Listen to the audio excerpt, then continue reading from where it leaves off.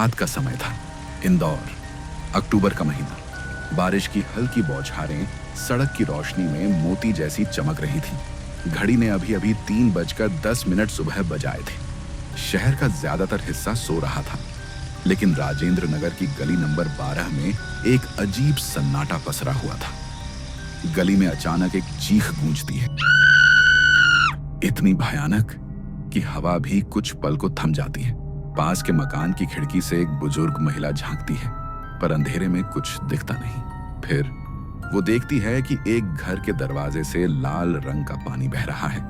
वो सोचती है शायद पानी में जंग घुला है, पर तभी उसकी नाक तक सड़े हुए खून की गंध पहुंचती है। वो चीख मारती है, कोई है, पुलिस को बुलाओ। लाल नीली लाइटों की चमक गली में फैल चुकी थी। इंस्पेक्टर हर्षित जैन अपनी कार से उतरता है।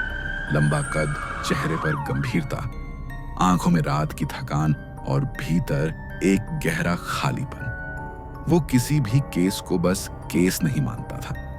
उसके लिए हर अपराध एक कहानी था, और हर कहानी में एक दर्द छिपा होता था। कहाँ है शव? वो अपने कांस्टेबल सूरज से पूछता है। सर, अंदर बेडरूम में। दरवाजा अंदर से लॉक था, हमने तोड़कर खोला। हर्षित धीरे धीरे घर में प्रवेश करता है। घर सामान्य था, पर हवा नहीं। हवा में मौत की गंध थी। दीवार पर पुरानी पेंटिंग्स टेढ़ी लटक रही थी। फर्श पर टूटे कांच के टुकड़े बिखरे थे। कमरे के बीचों बीच एक लड़की का शव फर्श पर पड़ा हुआ। उसकी गर्दन पूरी तरह काटी गई थी, आंखें खुली हुई, जैसे मरते वक्त उसने किसी डरावनी चीज को देखा हो। पास ही जमीन पर एक लकड़ी की गुड़िया रखी थी, सफेद कपड़े में लिपटी, लेकिन चेहरा काला, झुलसा हुआ। दीवार पर खून से लिखा था, वो लौट आई है। हर्षित की भौहें सिकुड़ जाती हैं। वो दीवार की ओर देखता है, फिर शव की। उसकी आंखें कुछ देर के लिए ठहरती हैं उस गुड़िया पर। सर, ये देखिए, सूरज कहता है। कोई फिंगरप्रिंट नहीं, कोई जबरदस्ती का निशान नहीं, सब कुछ बहुत क्लीन। हर्षित धीरे धीरे कहता है, बहुत क्लीन यानी बहुत प्लान्ड। पर कौन करेगा इतना अजीब संदेश छोड़कर? फॉरेंसिक टीम आती है। हर्षित उनके साथ हर डिटेल चेक करता है। कमरे में किसी के आने जाने का निशान नहीं, लेकिन खिड़की का एक पैन थोड़ा खुला हुआ है। बाहर झाड़ियों में उसे एक छोटा सा लाल रिबन मिलता है, जो शायद किसी बच्चे की चीज हो। वो नोट करता है, victim female, age approx 25, time of death between 3 AM to 3:20 AM। बिल्कुल वही वक्त जब उसने अपनी कार का इंजन स्टार्ट किया था। उसे अंदरूनी बेचैनी महसूस होती है, क्योंकि यही 3:15 सुबह वह समय था जब 3 साल पहले उसकी पत्नी और बेटी की मौत हुई थी। एक साधारण सुबह हर्षित की पत्नी रीमा और बेटी आर्या घर में थी। वो खुद ड्यूटी पर निकला था। दोपहर में कॉल आया, आपके घर में गैस ब्लास्ट हुआ है। लेकिन जांच में पता चला कोई ब्लास्ट नहीं हुआ था। दरअसल किसी ने गैस खोलकर कमरे में आग लगाई थी। मामला एक्सीडेंटल बताकर बंद कर दिया गया, पर हर्षित जानता था यह हत्या थी, और तब से हर बार किसी महिला की चीख या बच्चे की हंसी उसके भीतर पुराना जख्म कुरेद देती थी। सर, कांस्टेबल सूरज कहता है, मकान मालकिन कह रही थी कि यह लड़की अकेली रहती थी। नाम प्रिया सिंह। हर्षित पूछता है, कोई दुश्मन?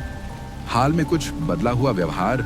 नहीं सर, बस पड़ोसी कहते हैं पिछले कुछ दिनों से वो रात में किसी से बातें करती थी, जबकि कमरे में कोई नहीं होता था। हर्षित धीरे धीरे प्रिया के चेहरे पर झुकता है। उसकी आंखें किसी को देख रही थीं, पर किसे? सर, फोरेंसिक एक्सपर्ट कहता है, एक बात अजीब है, कमरे में तापमान बाकी हिस्सों से 4 डिग्री कम है। क्या मतलब? मतलब जैसे यहाँ कोई एनर्जी है, ठंडी, भारी। हर्षित चुप हो जाता है। वो गुड़िया की तरफ देखता है। उसका चेहरा झला हुआ है। हर्षित ऑफिस में बैठा केस फाइल देख रहा था। बरसात की बूंदें खिड़की पर टकरा रही थी। वो दीवार पर लगी अपनी बेटी आर्या की तस्वीर देखता है। अचानक रूम की लाइट झपकती है। कंप्यूटर अपने आप चालू होता है। स्क्रीन पर एक इमेज खुलती है, उसी गुड़िया की जो प्रिया के शव के पास मिली थी, और नीचे टाइप होता है, वो लौट आई है हर्षित। वो झटके से खड़ा होता है। कौन है वहां? कमरे में कोई नहीं। वो बाहर देखता है। स्टेशन खाली, बस हल्की बारिश। वो वापस डेस्क पर आता है। फाइल गायब है, सिर्फ एक चीज रखी है, वही लाल रिबन। हर्षित की सांस तेज चलने लगती है। उसका दिमाग कहता है कोई खेल रहा है तुम्हारे साथ, पर दिल कहता है शायद कुछ और है, कुछ जिसे तुम देख नहीं पा रहे। हर्षित अपराध स्थल पर दोबारा जाता है। घर अब सील है। वो अंदर जाकर दीवार पर लिखे शब्दों को फिर से देखता है। वो लौट आई है। वो दीवार को छूता है। खून अभी भी नम है, जबकि 12 घंटे बीत चुके हैं। सूरज कहता है सर, अजीब बात यह है कि यह खून इंसानी नहीं निकला। क्या? हाँ सर, फॉरेंसिक रिपोर्ट के अनुसार इसमें एनिमल डीएनए है, किसी बच्चे या स्त्री का नहीं। हर्षित धीरे से बोलता है तो फिर किसका है?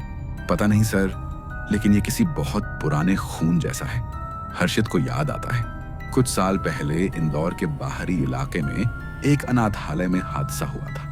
वहीं पर बच्चों की गुमशुदगी की बातें सामने आई थी। मामला दबा दिया गया था। वो अपनी फाइल खोलता है।